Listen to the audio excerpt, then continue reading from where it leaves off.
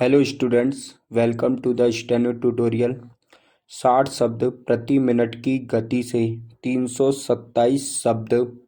Dictation MS. Mewar किताब से है। डिक्टेशन 5 सेकंड से स्टार्ट होगा।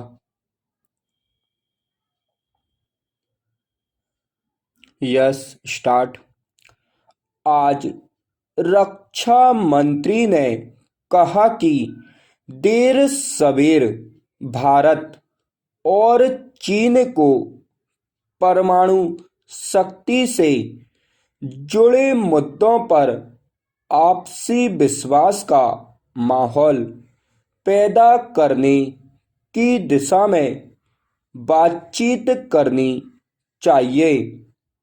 इस सिलसिले में परमाणु परीक्षण के बाद से दोनों के बीच बातचीत में कुछ ठहराव आ गया था। इसी ध्येय को लेकर चीन के साथ कुछ प्रारंभिक बातचीत शुरू करने पर विचार विमर्श चल रहा है। उन्होंने इस बारे में कहा है कि हमारी मूल चिंता का विषय भारत की भौगोलिक और राजनीतिक स्थिति है। इसी मुद्दे पर चीन और पाकिस्तान के सामरिक संबंध इस विषय के दायरे में मापे जाने चाहिए।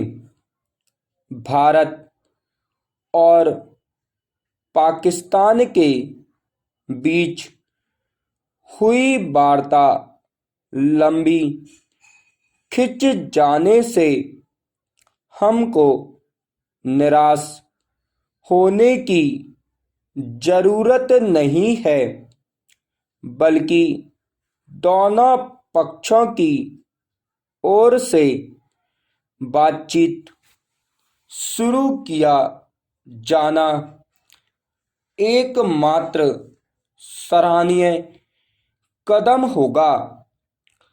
अमेरिका भी भारत से कुछ निश्चित अपेक्षाएं रखता है जिन्हें स्वीकार नहीं किया जा सकता।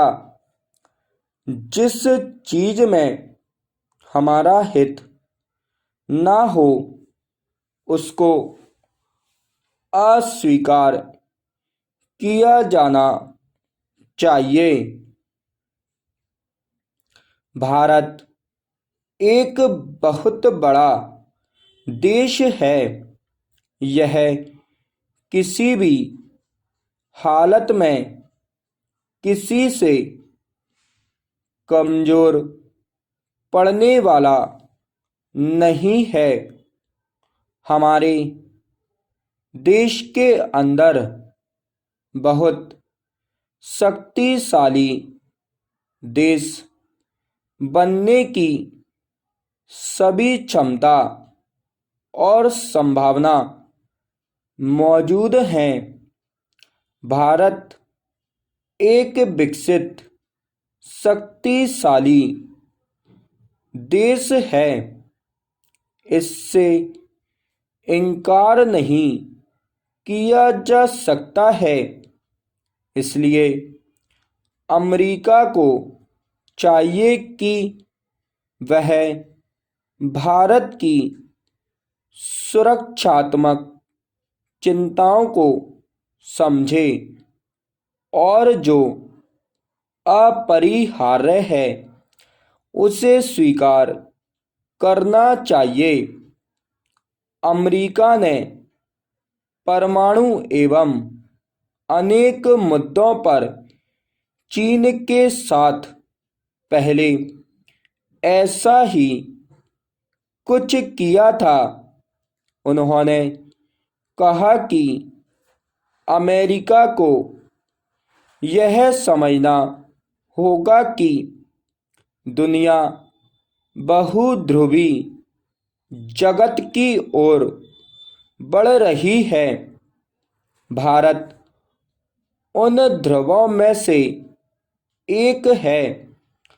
अपने एक महत्वपूर्ण बयान में रक्षा मंत्री ने कहा है कि यदि उग्रवादियों को लोकतांत्रिक प्रक्रिया में शामिल कर स्वतंत्र और निष्पक्ष चुनाव के जरिए प्रशासन में भागीदार बनाने का अवसर दिया जाए तो कुछ स्थानों पर इस विवाद का एक राजनीतिक समाधान खोजा जा सकता है।